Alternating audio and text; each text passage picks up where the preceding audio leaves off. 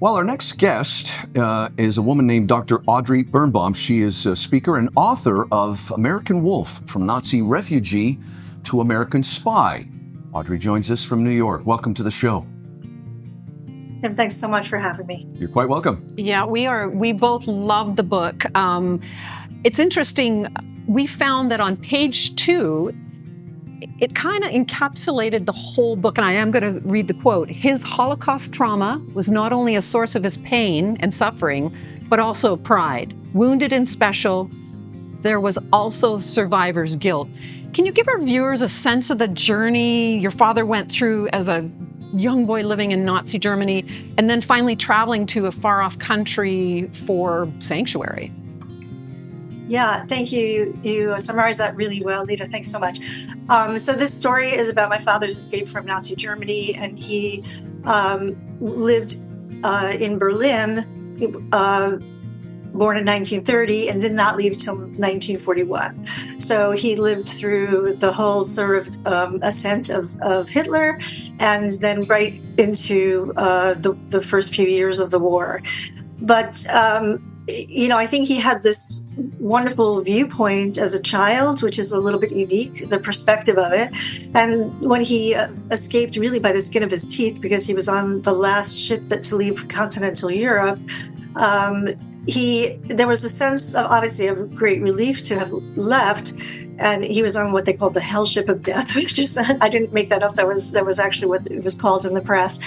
But then he arrived in America, and instead of relief, there was a sense of, where are we now? We have $10 in our pocket. We speak no English. All of us have to get jobs. And the country really was full of incredible anti-Semitism.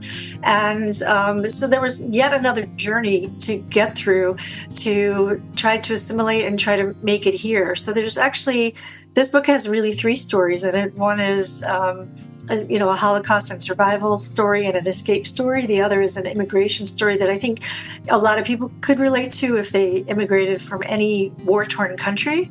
And then there's a third part, which is his return to Germany as an intelligence officer. In the height of the Cold War, he went to East Germany as working for the U.S. Army at that time, which is also really interesting.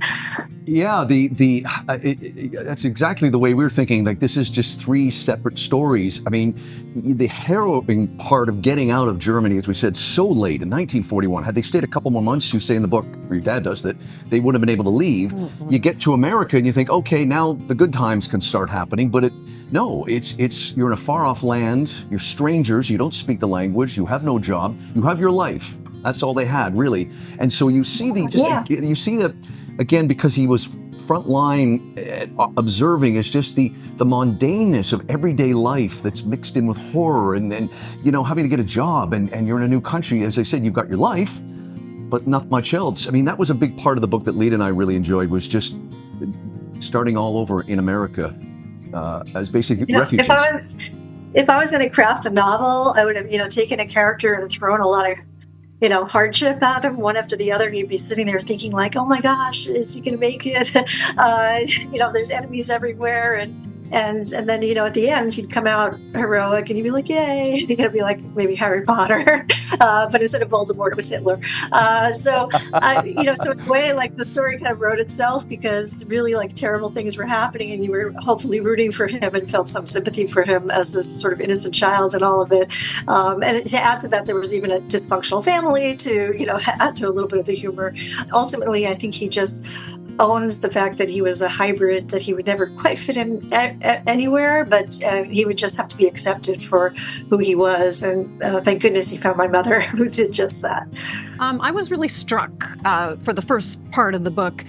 I guess the good analogy would be like the boiling water and you throw the frog in, it jumps out. This is putting the frog in there and just heating the water. Your family that were there and just hoping it was going to get better and keep keeping the hope alive there, where they were left it to only like a month before everything would have just completely dissolved. You would not exist.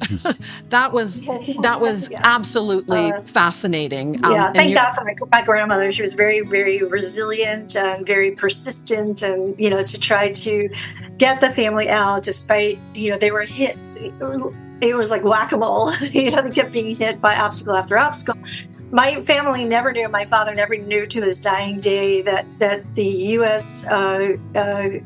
Consulate services had been told to prevent the visas from being filled, to postpone. Those were written in documents. They were trying not to let people in, despite at that point really knowing what was going on.